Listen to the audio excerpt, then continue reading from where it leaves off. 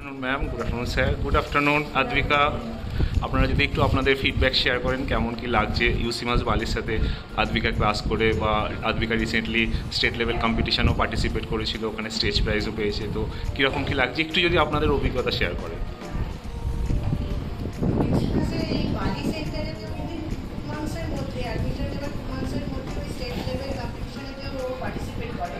তার আগে এখানে তো ওর ট্রেনিং সেশনগুলো হতো, ও এত এখানে আসার জন্য উৎসুক থাকে সবসময় যে কম্পিটিশন হয়ে যাওয়ার প্রচণ্ড পরিমাণে খুশি থাকে এখানে আসার জন্য।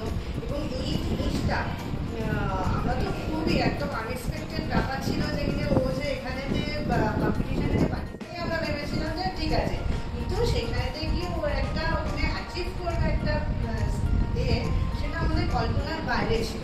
আমরা প্রচন্ড খুশি, ও তো ছোট জানি না, কিন্তু ও ওই ট্রফিটা পেয়ে ভীষণ খুশি যে আমি একটা প্রাইজ পেয়েছি এটা।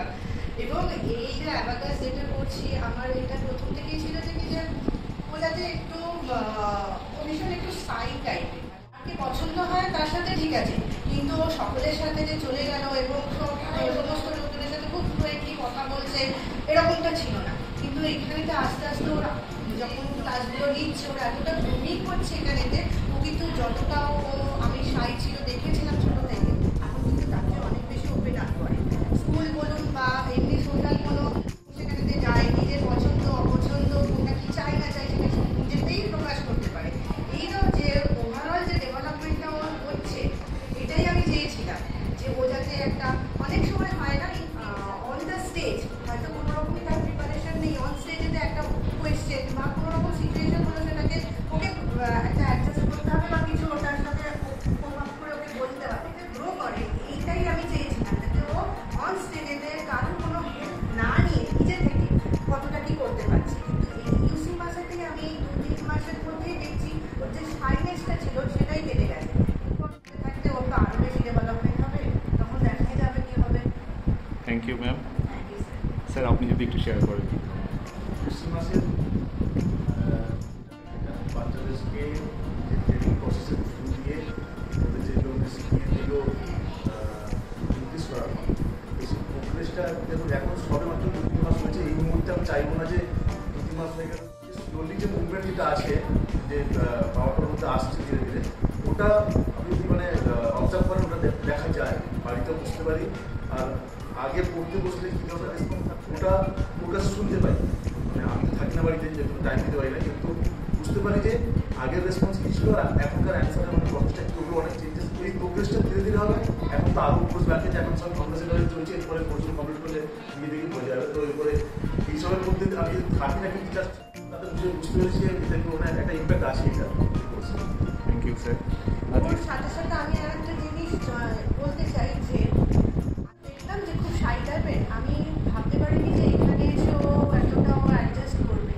আমাদের বালি সেন্টারের যে ম্যাম আছেন তাদের এত সুন্দর মানে বিহেভিয়ার বা ওকে ট্যাকেল করার মানে যে স্কিমগুলো, সেটাতেই না আর্পিতা এত বেশি ইন্টারেস্ট পেয়ে গেছে যে ও এখানে একদিনের জন্য ক্লাস মিস করতে চায় না। যদি আমি বলি যে না আজকে যেতে হবে না, আজকে এই প্রবলেম হচ্ছে ওই হচ্ছে, তাহলে মানে ও মানে বাড়িতে থাকবে না কিছু। আমি ভাবি যে এখানেতে ও এমন কি জিনিস এতটাই মানে ইন্টারেস্ট পেয়ে গেছে যে ওকে বাধা দেওয়াটা আমার একদমই উচিত না।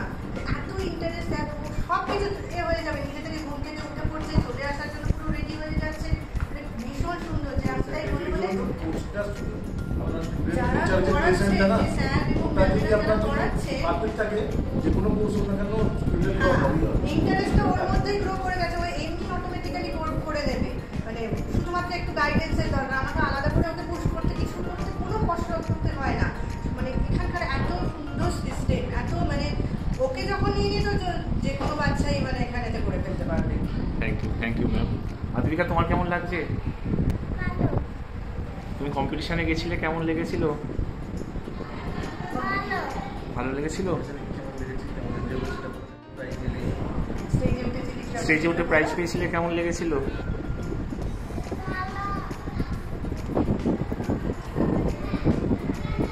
আর কিছু বলবে তুমি? কেমন লাগে ম্যামেদের কাছে আসতে? আর যখন তোকে স্টেজে থেকে প্রাইজটা দিল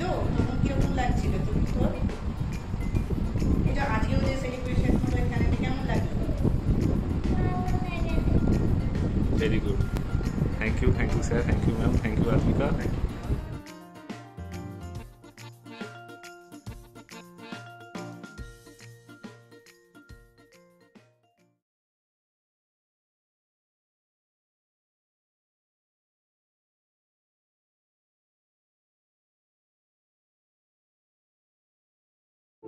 you.